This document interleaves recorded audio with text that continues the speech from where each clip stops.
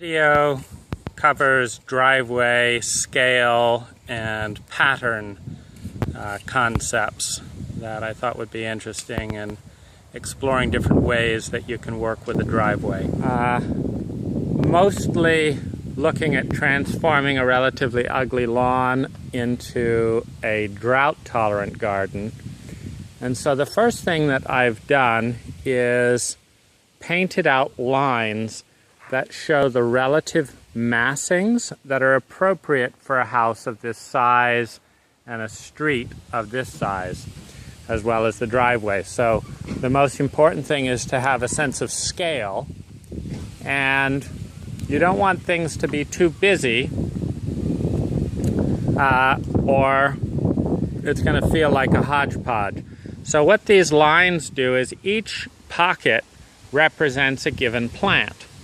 Now, the deer behave differently in each neighborhood in Marin, and some of the succulents that we want to use are not certain whether they're deer resistant in this neighborhood or not.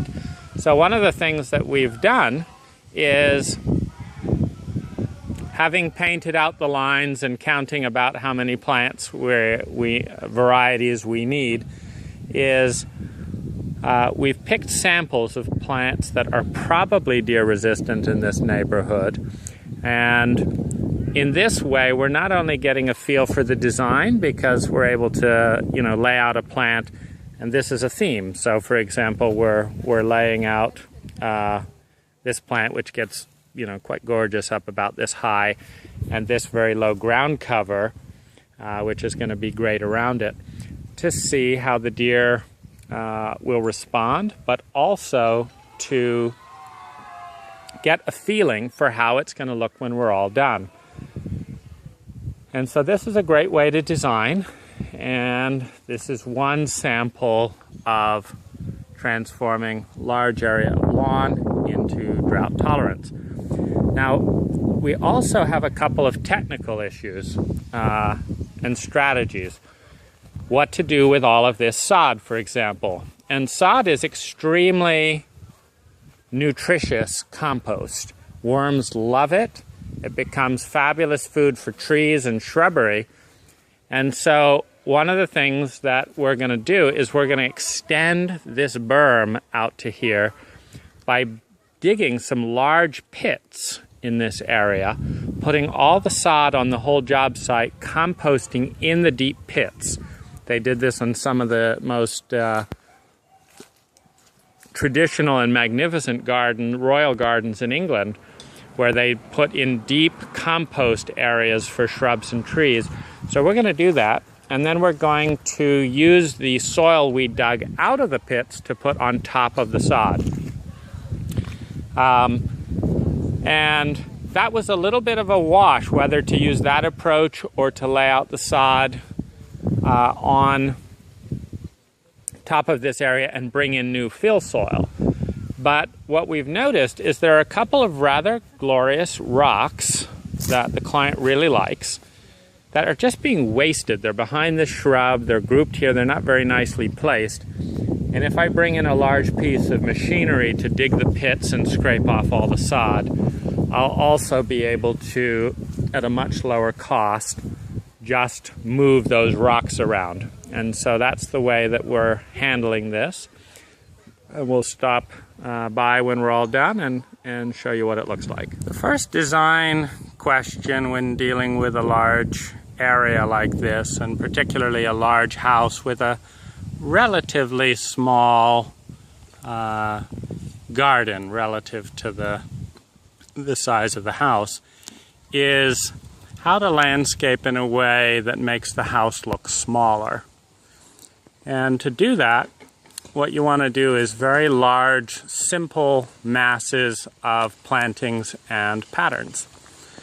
And the reason for that is, if you can look at these two lines of edging here, the eye is going to reference the house with a clear and simple pattern in front here.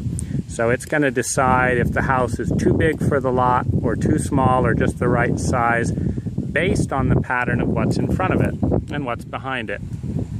And so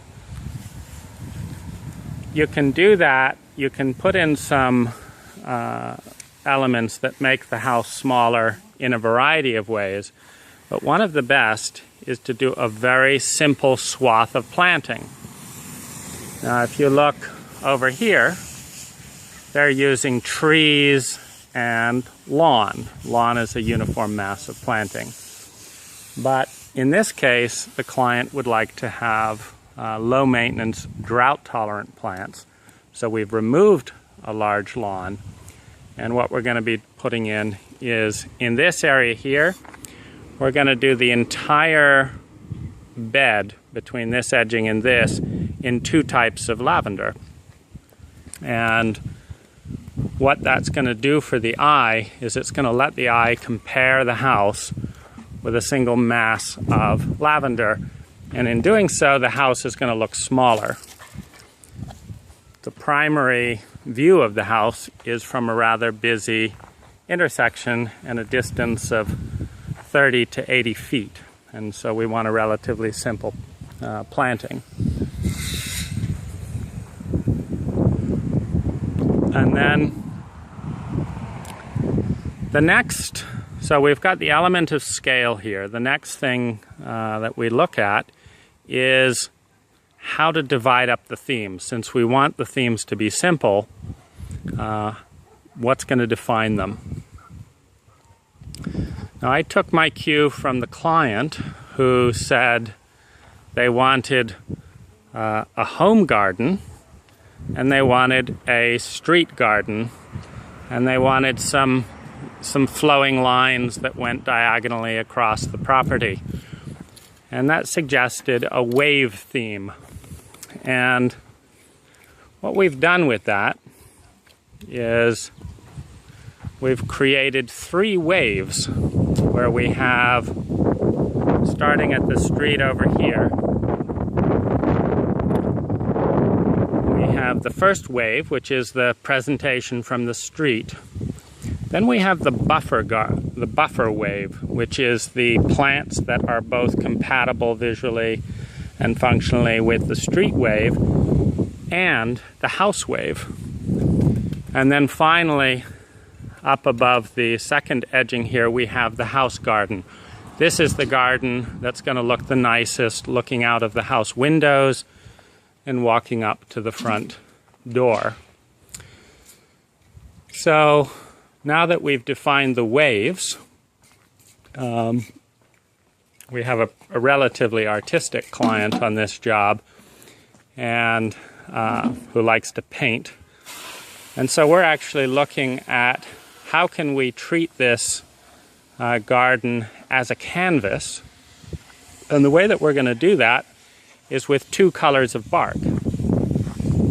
So the first wave here is going to be the traditional red mulch, which you see over, it's kind of the predominant traditional mulch.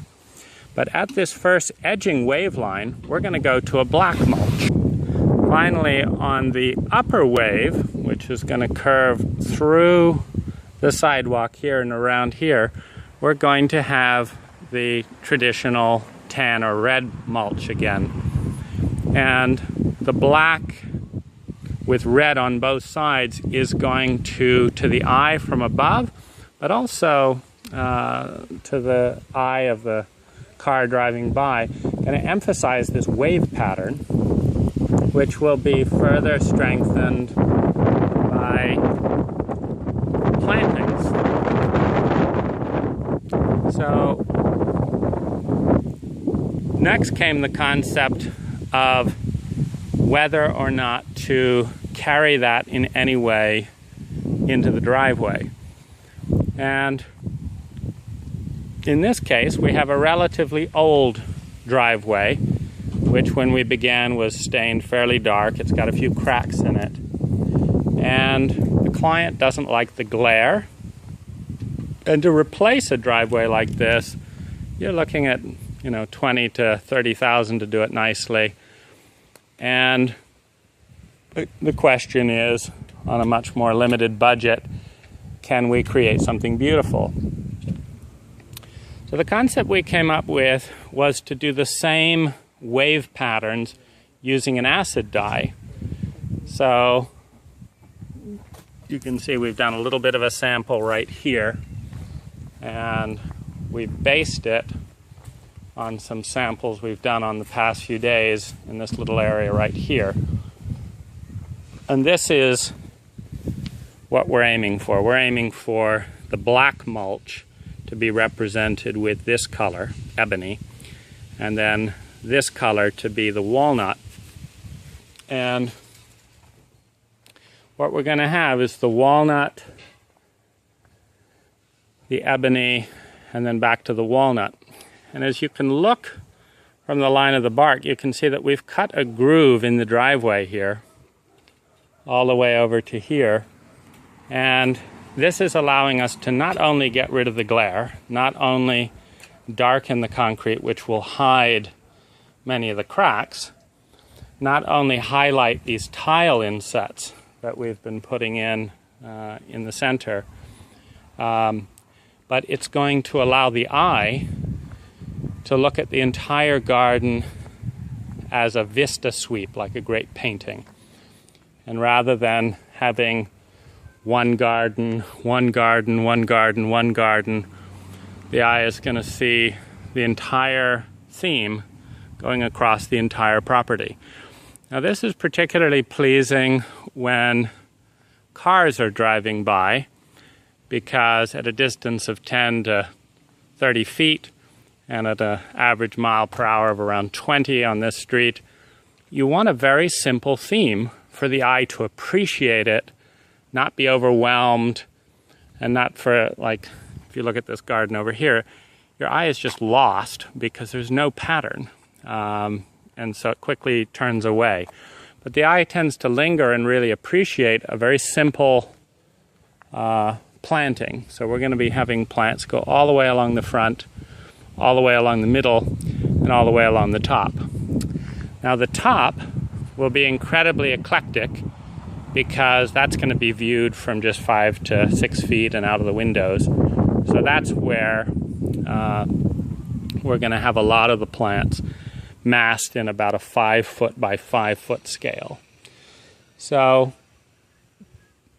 and then these two rocks were already on site, so I just moved them. I moved this rock over here, and we had this concrete edging going all the way around what was this old lawn. And what we did with the grass is we stripped it all off using a desolder. We had this huge pile of grass. And some of the great English gardens, such as Kew Estate in England, they began with these very deep trenches in which they would compost organic matter and then fill in soil on top, so that the plants would have these very deep root systems. And I worked out that the cost of doing deep trenching in this area under this berm, bringing up subsoil, mixing it with the sod, and then remixing it with our top dressing of amendment was less money than hauling off the sod, losing all the compost value, and then bringing in fill to extend this berm. So that's exactly what we did, and we used the same machine then to place 1, 2, 3, and 4, all 4 of the rocks. The big one over there was too close to the street and just felt awkward. So what makes this whole series of ideas and concepts particularly interesting from a design and a client perspective is how inexpensive they are. What I mean by that is it doesn't change the cost to have 2 colors of dye in a beautiful pattern that accentuates the planting, but that will look nice even if the plantings change. If there's a new owner or client does a refresh, This pattern is still beautiful, but as long as this garden stays consistent with this design, and we've got the same thing going on over here, it's going to be these wonderful, slightly different tones of color, which are going to simultaneously bring out the tile. And they'll fade a little bit over time, so we want to start bold, a little bit more boldly. Having two types of mulch is virtually not any more expensive than having one type of mulch. But what it does is it gives the eye these wonderful moving shapes that will have about half of the visual impact of the whole garden. In other words, we'll be doubling the visual impact of the whole garden with no extra cost. And this is really where good design comes in. You want ideas that can double or triple the functional value or impact of a design and that don't cost any more money. That's a terrific design. Thanks for watching, and hope you've got some ideas.